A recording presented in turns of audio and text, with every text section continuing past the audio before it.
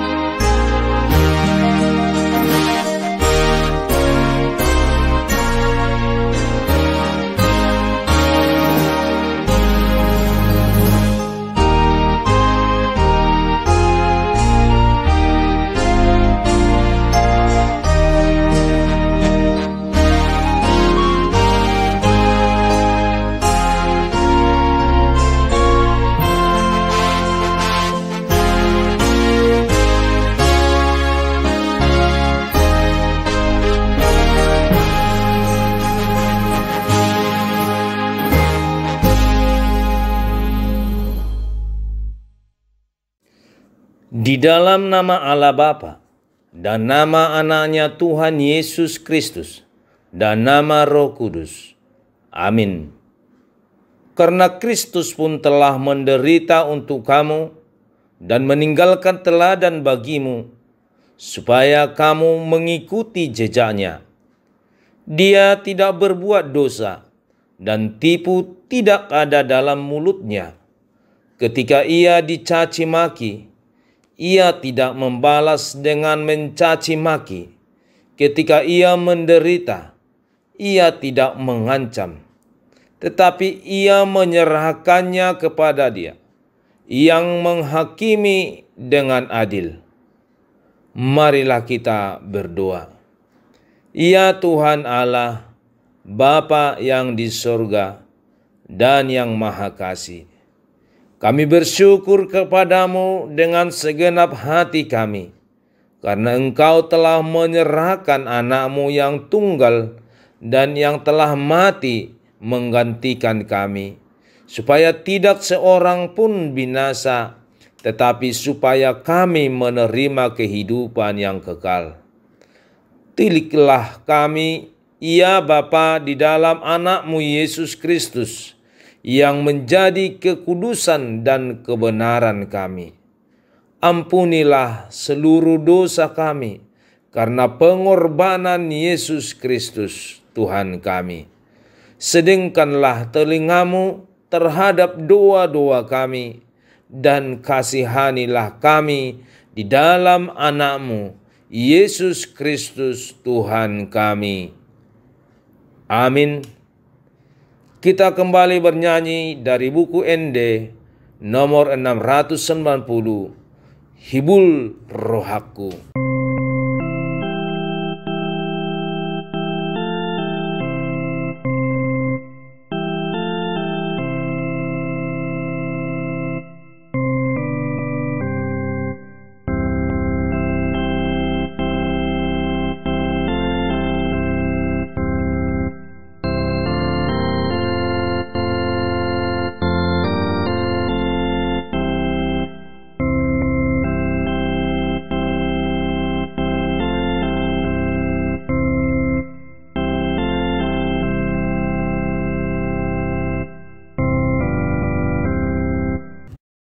Narasi pertama, penetapan perjamuan malam. Dan ketika Yesus dan murid-muridnya sedang makan, Yesus mengambil roti, mengucap berkat, memecah-mecahkannya, lalu memberikannya kepada mereka dan berkata, "Ambillah, inilah tubuhku." Sesudah itu ia mengambil cawan, mengucap syukur lalu memberikannya kepada mereka, dan mereka semuanya minum dari cawan itu. Dan ia berkata kepada mereka, "Inilah darahku, darah perjanjian, yang ditumpahkan bagi banyak orang. Aku berkata kepadamu, sesungguhnya aku tidak akan minum lagi hasil pokok anggur sampai pada hari aku meminumnya, yaitu yang baru dalam kerajaan Allah." Ternyata murid-murid masih belum mengerti apa yang Yesus katakan. Mereka masih belum tahu bahwa perjamuan itu adalah perjamuan terakhir Yesus bersama dengan mereka. Ya, mereka masih tidak peka terhadap peringatan Yesus tentang kematiannya. Bagaimana dengan kita saat ini? Apakah kita pun masih belum memahami makna dari perjamuan Tuhan sebagai simbol kesatuan dan persekutuan kita di dalam Tuhan? Meskipun perjamuan itu tidak bisa kita lakukan karena situasi dan kondisi darurat yang sedang kita alami, tetapi persekutuan kita di dalam Tuhan tetap mengikat dan mempersatukan kita dimanapun kita berada. Kita kembali bernyanyi dari Kidung Jemaat nomor 253, Majulah, Majulah.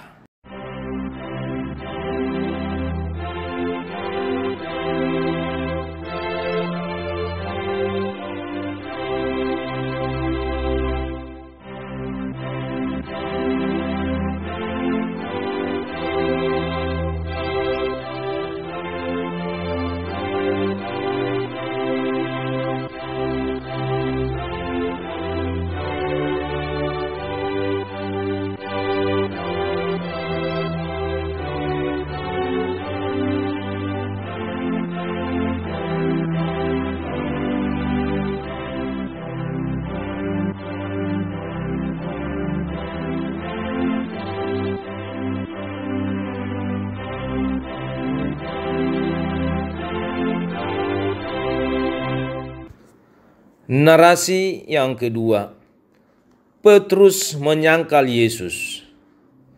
Sementara itu Petrus duduk di luar di halaman. Maka datanglah seorang hamba perempuan kepadanya. Katanya, "Engkau juga selalu bersama-sama dengan Yesus, orang Galilea itu." Tetapi ia menyangkalnya di depan semua orang. Katanya, "Aku tidak tahu apa yang engkau maksud." Ketika ia pergi ke pintu gerbang, seorang hamba lain melihat dia dan berkata kepada orang-orang yang ada di situ, "Orang ini bersama-sama dengan Yesus, orang Nazaret itu." Dan ia menyangkalnya pula dengan bersumpah, "Aku tidak kenal orang itu." Tidak lama kemudian orang-orang yang ada di situ datang kepada Petrus dan berkata, "Pasti engkau juga salah seorang dari mereka. Itu nyata dari bahasamu." Maka mulailah Petrus mengutuk dan bersumpah, "Aku tidak kenal orang itu." Dan pada saat itu berkokoklah ayam. Maka teringatlah Petrus akan apa yang dikatakan Yesus kepadanya, "Sebelum ayam berkokok, engkau telah menyangkal aku 3 kali." Lalu ia pergi keluar dan menangis dengan sedihnya. Ternyata sejak dahulu sampai sekarang, bukan hanya Petrus yang menyangkal Yesus 3 kali. Bahkan banyak orang Kristen yang telah menyangkal Yesus lebih dari 3 kali. Mungkin di antara sekian banyak orang itu, kita pun termasuk di dalamnya. Tetapi apakah kita juga mau sama seperti Petrus yang menangis dan sedih setelah menyangkal Yesus? Kita bernyanyi dari nyanyian nomor 683, "Di hadapanmu Yesus."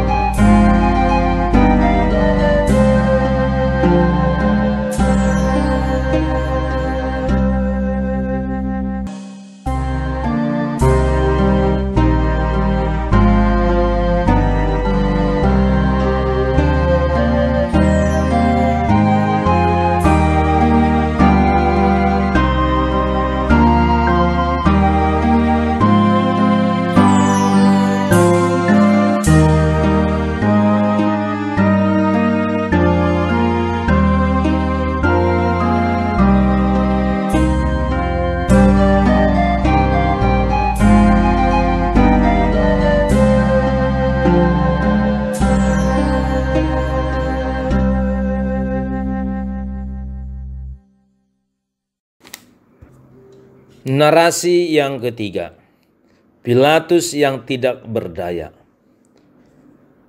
Pilatus keluar lagi dan berkata kepada mereka, "Lihatlah, aku membawa dia keluar kepada kamu, supaya kamu tahu bahwa aku tidak mendapati kesalahan apapun padanya." Lalu Yesus keluar bermahkota duri dan berjubah ungu. Maka kata Pilatus kepada mereka, lihatlah manusia itu.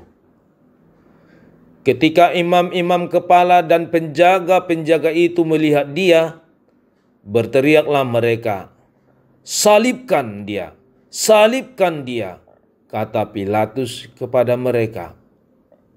"Ambillah dia dan salibkan dia, sebab aku tidak mendapat kesalahan apapun padanya." Jawab orang-orang Yahudi itu kepadanya, "Kami mempunyai hukum dan menurut hukum itu ia harus mati, sebab ia menganggap dirinya sebagai anak Allah." Ketika Pilatus mendengar perkataan itu, bertambah takutlah ia, lalu ia masuk pula ke dalam gedung pengadilan dan berkata kepada Yesus, "Dari manakah asalmu?" Tetapi Yesus tidak memberi jawab kepadanya. Maka kata Pilatus kepadanya, "Tidakkah engkau mau bicara dengan aku? Tidakkah engkau tahu bahwa aku berkuasa untuk membebaskan engkau dan berkuasa juga untuk menyalibkan engkau?" Yesus menjawab, "Engkau tidak mempunyai kuasa apapun terhadap aku, jikalau kuasa itu tidak diberikan kepadamu dari atas. Sebab itu, dia yang menyerahkan aku kepadamu lebih besar dosanya." Sejak itu Pilatus berusaha untuk membebaskan dia. Tetapi orang-orang Yahudi berteriak, "Jika engkau membebaskan dia, engkau bukanlah sahabat Kaisar. Setiap orang yang menganggap dirinya sebagai raja, ia melawan Kaisar." Ketika Pilatus mendengar perkataan itu, ia menyuruh membawa Yesus keluar, dan ia duduk di kursi pengadilan di tempat yang bernama Litostrotos, dalam bahasa Ibrani Gabata. Hari itu ialah hari persiapan Paskah. Kira-kira jam 12, kata Pilatus kepada orang-orang Yahudi itu, "Inilah rajamu." Maka berteriaklah mereka, "Enyahkan dia, enyahkan dia, salibkan dia," kata Pilatus kepada mereka. "Haruskah aku menyalibkan rajamu?" Jawab imam-imam kepala, "Kami tidak mempunyai raja selain daripada Kaisar." Akhirnya Pilatus menyerahkan Yesus kepada mereka untuk disalibkan. Mereka menerima Yesus. Kita bernyanyi dari Kidung Jemaat nomor 183, "Menjulang Nyata Atas Bukit Kala."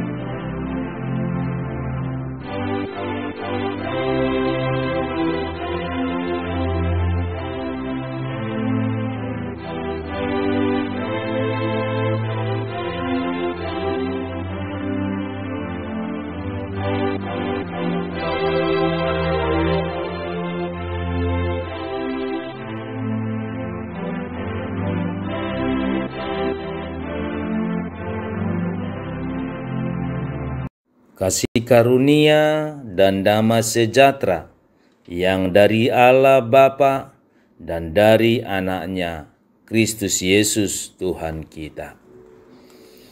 Khotbah atau renungan dalam kebaktian Pasion yang ketiga malam hari ini tertulis dalam Kitab Yohanes 13 ayat 16 sampai dengan ayat 17. Demikian bunyinya. Aku berkata kepadamu, sesungguhnya seorang hamba tidaklah lebih tinggi daripada tuannya, ataupun seorang utusan daripada dia yang mengutusnya. Jikalau kamu tahu semua ini, maka berbahagialah kamu jika kamu melakukannya. Demikian firman Tuhan.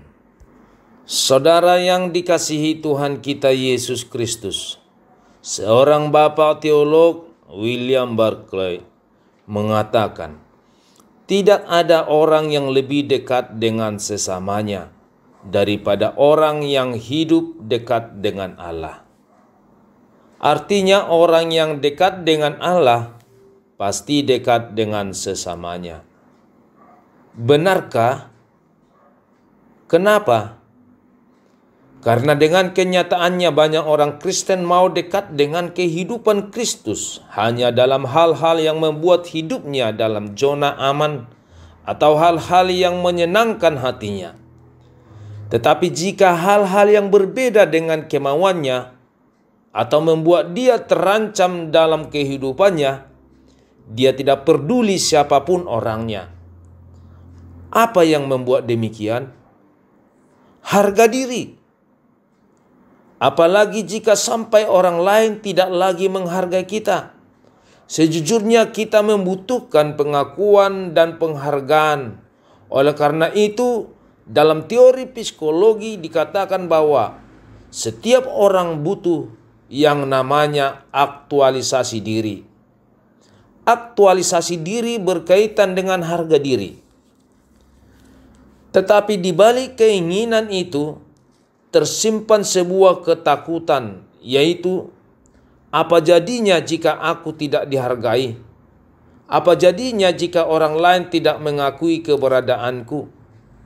Oleh sebab itu, tidak heran apabila banyak orang akan berjuang memperoleh pengakuan itu dengan berbagai cara, seperti kekayaan, jabatan, pendidikan, prestasi, pengaruh atas orang lain, dan sebagainya.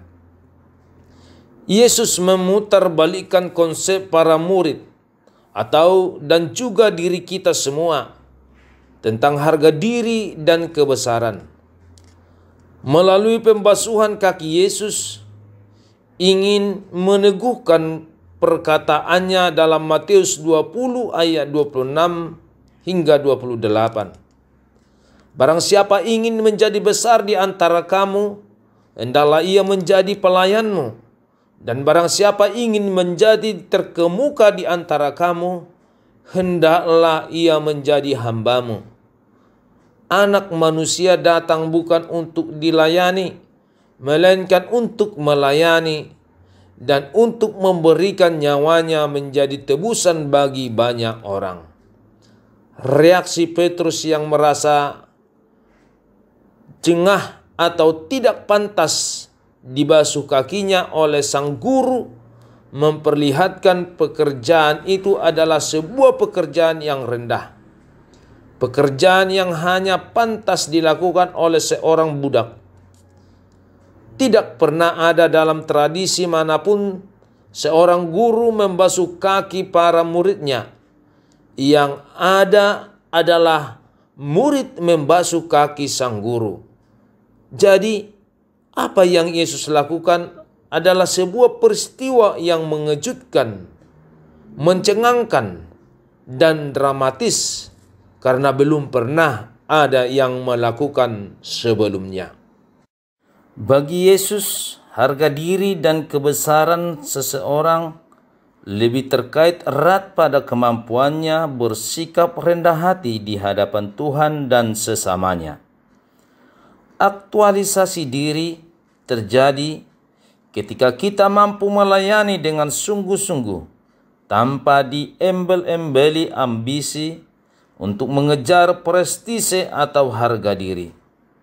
Sebab jika itu yang menjadi orientasi kehidupan dan pelayanan kita, maka kita akan kehilangan makna pelayanan itu sendiri, yang adalah untuk melayani Tuhan, yang bukti konkretnya kita lakukan pada sesama kita.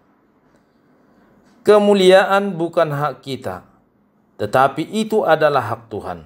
Bukankah kita ini hanya hamba yang patut menerima kemuliaan dari Sang Tuhan kehidupan itu sendiri, yaitu Tuhan Yesus Kristus? Mengapa kita sering gagal menjadi teladan bagi orang lain untuk bersikap rendah hati, ketulusan melayani, dan saling mengasihi atau melayani? Karena kita lebih banyak berbicara daripada berbuat. Kita lebih pandai bermain kata daripada mewujud nyatakan kata-kata kita. Kita lebih pandai berargumentasi daripada bermeditasi. Apakah kita semakin dekat dengan Tuhan dan sesama?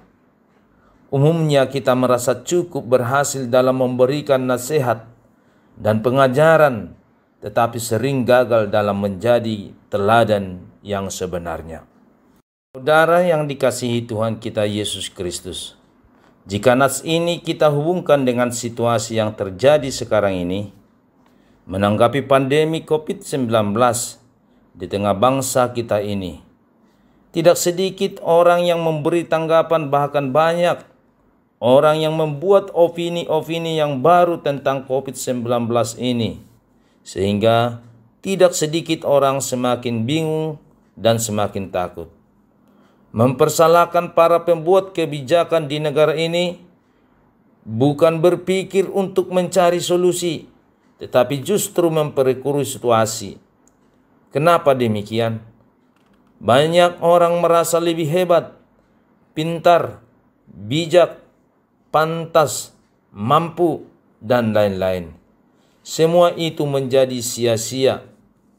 Saudara yang kekasih, khotbah ini mengingatkan kita, kebesaran kita dan aktualisasi diri kita terjadi apabila kita dapat merendahkan diri di hadapan Allah dan sesama, serta setia dalam melaksanakan tugas panggilan kita untuk saling mengasihi dan melayani. Inilah yang diharapkan dalam situasi yang kita hadapi sekarang ini. Bagaimana kita dapat bergotong royong untuk memerangi ancaman pandemi ini. Sudah banyak masyarakat membutuhkan perhatian, pertolongan untuk menghadapi situasi ini. Ekonomi masyarakat semakin terancam. Saatnya kita untuk saling merendahkan diri, sehingga kita mau saling melayani. Tidak saatnya lagi memikirkan diri sendiri, tetapi bagaimana kita bersama-sama memikirkan hidup sesama.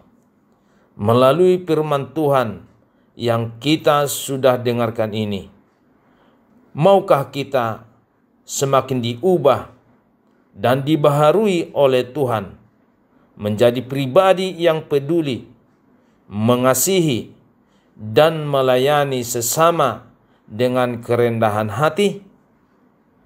Jemaat yang dikasihi Tuhan, ayo malam ini Tuhan mengajak kita, mari kita bangun posko peduli kasih HKBP Resort Helvetia untuk disalurkan kepada jemaat kita yang membutuhkan karena dampak COVID-19 ini.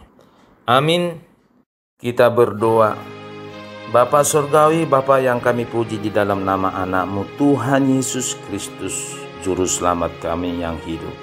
Terima kasih Tuhan, kami sudah menerima berkat-Mu lewat firman-Mu yang mengajak kami Tuhan untuk hidup dalam kerendahan hati, menyadari betapa hidup kami ini Tuhan hanyalah karena kasih setia-Mu.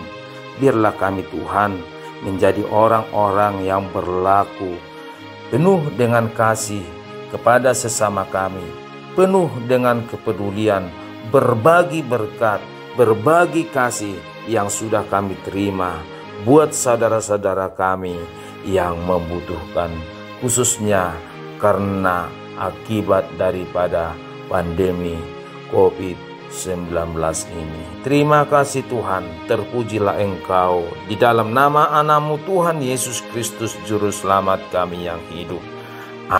Kita akhiri ibadah kita dengan bernyanyi dari Kidung Jemaat nomor 178, Karena Kasih-Nya Padaku.